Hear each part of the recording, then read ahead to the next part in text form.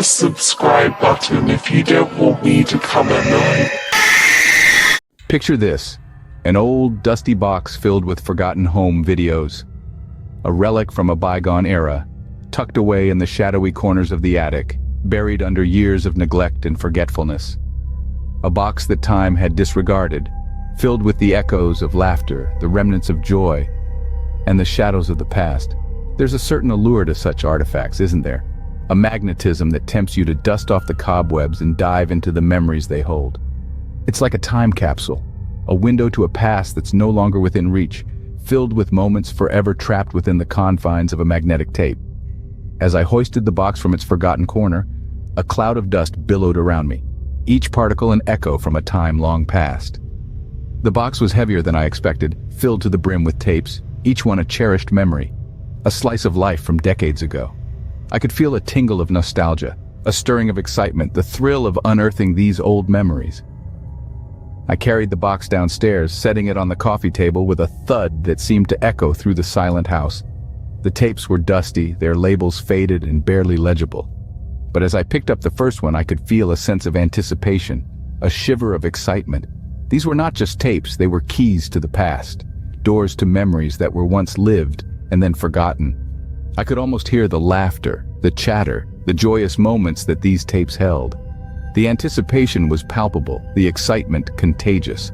I could hardly wait to pop in the first tape, to step back in time, to relive the moments that were once lived but now forgotten. But as I began to watch these tapes, I realized something was off. The laughter seemed hollow, the joy a little less bright, the shadows a bit too dark. The past, it seemed, held more than just memories. It held secrets, whispers of the unexplained, echoes of the eerie. And as the tapes rolled on, the line between nostalgia and nightmare began to blur. The first tape, labeled Christmas '98, seemed harmless enough. A nostalgic trip down memory lane, the tape was filled with cherished family moments. The living room, adorned with twinkling lights and tinsel, was filled with the laughter and warmth of the holiday season. My younger self unwrapped presents, eyes sparkling with delight, while my parents looked on, their faces brimming with love and pride. But as the tape rolled on, something else started to make its presence known. Subtle at first, almost unnoticeable, were the shadows. Odd shapes that flickered at the edge of the frame, gone as quickly as they appeared. They were easy to dismiss as tricks of the light or the result of a faulty camera. Then there were the objects. A glass that slid across the table, a door that creaked open on its own, a rocking chair that moved with an invisible occupant, all happening in the background, unnoticed by my younger self and my parents. The strangest occurrence was the Christmas tree. It was grand and beautiful, the star at its top shining brightly. Yet, every once in a while the star would flicker, as if struggling against an unseen force. And at one point, it went out completely, only to come back on a moment later, as if nothing had happened. As I watched, the festive cheer of the video began to wane, replaced by an eerie sense of dread. The laughter and joy seemed distant, overshadowed by the subtle disturbances in the background. The tape ended with a final scene of my family, oblivious to the strange events unfolding around them. I shrugged it off as mere coincidences. Oh, how wrong I was. The second tape, Summer '99, was where things truly started to get unsettling. As the tape rolled, the sunny, carefree scenes of a family barbecue were interrupted by an eerie presence. A ghostly figure, almost imperceptible, lurked in the background, its presence casting a pall over the otherwise happy memories. The figure was elusive, always just on the edge of the frame, as if it was aware of the camera and didn't want to be fully seen. It was an undefined shape, more like a shadow than a solid form, appearing and disappearing with no rhyme or reason. Its presence was a cold reminder that we were not alone in the house. As the tape continued, the apparitions grew more frequent. The figure began appearing closer to the camera, its form becoming more defined. It was a chilling sight, a specter from another time, watching us, sharing our space. In one scene, during a quiet moment in the kitchen, a coffee cup suddenly flew off the table. It crashed to the floor, shattered into 1,000 pieces. No one was near it. There was no wind, no pets, nothing that could have caused it to fall. It was as if an unseen force had violently swept it off the table. The frequency of these occurrences escalated. Doors would slam shut on their own, lights would flicker, and objects would move without any visible cause. It was as if the house itself was alive, reacting to our presence, or perhaps the presence of the ghostly figure. The second tape was a haunting revelation. It was a window into a realm we couldn't understand. It was filled with unexplained phenomena that defied logic and reason.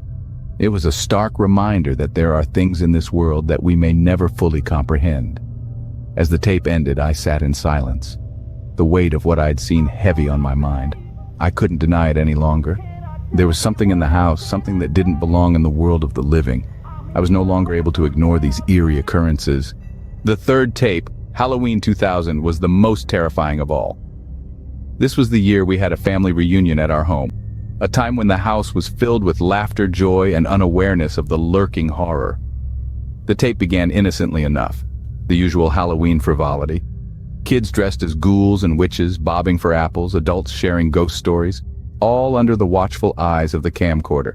But as the tape rolled on, a chill ran down my spine. There, in the background, was a figure, a spectral apparition, translucent and ghastly, silently observing the festivities. The figure was more defined than in previous tapes. It had a human form, but its features were distorted, its eyes hollow and menacing. It moved through the crowd, unseen by everyone. It was as if it were part of the scene, a ghostly guest at our family party. As the night wore on, the figure's behavior became more alarming. It seemed to interact with us. It would follow certain family members, standing too close, almost touching. In one horrifying moment, it appeared to reach out to my younger cousin, its ghostly fingers inches away from his oblivious form.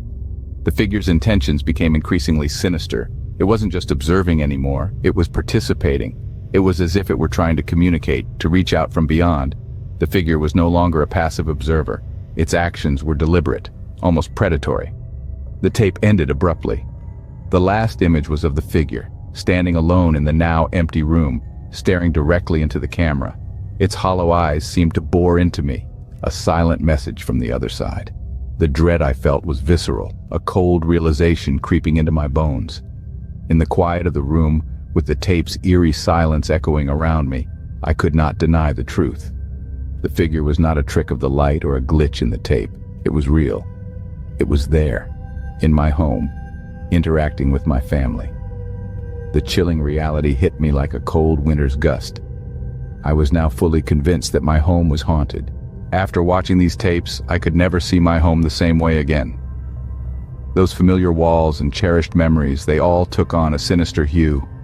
Like a fog of fear, the chilling realization of our cohabitation with a malevolent entity seeped into every corner, tainting the innocence of our family abode. We had been living a most peculiar paradox, a life of blissful ignorance, punctuated by instances of spectral intrusions, unexplained phenomena that were overlooked, dismissed as figments of our overactive imaginations. The tapes, however, told a different story, a story of an unseen tenant lurking in the shadows, its ghostly apparitions caught in the grainy footage of our home videos. The days that followed were a blur of fear and frantic activity. Priests and paranormal investigators became our unlikely allies, their incense and equipment seeping into the fabric of our lives as they attempted to cleanse our home of its unwelcome guest. The air grew heavy with the scent of sage and the echoes of ancient prayers, their words promising protection and peace. But in the quiet moments, when the lights were dimmed and the world outside fell silent, the unease would creep back in. The shadows would seem darker, the silence more profound. Every creak of the old house was a whispered threat, every gust of wind a spectral sigh. The fear was palpable, an uninvited guest at our dinner table, an unwelcome companion in our dreams. And so, we live in the aftermath of our spectral encounter. Our home is not just a setting anymore, it's a character in our story, a silent witness to our spectral saga. We've learned to live with the uncertainty, the lingering question that hangs in the air like a ghostly presence. Even now, as I tell you this story, I can't help but feel a chill run down my spine. I wonder, is it really over? Or is our unseen tenant simply biding its time, waiting in the shadows, ready to step into the light once more? Only time will tell. Hit the subscribe button if you don't want me to come at night.